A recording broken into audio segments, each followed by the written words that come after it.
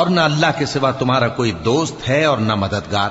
اور جن لوگوں نے اللہ کی آیتوں سے اور اس کے سامنے حاضر ہونے سے انکار کیا وہ میری رحمت سے نا امید ہو گئے ہیں اور ان کو درد دینے والا عذاب ہوگا۔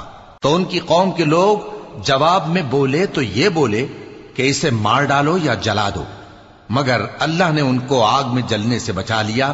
جو لوگ ایمان رکھتے ہیں ان کے لیے اس میں نشانیاں ہیں۔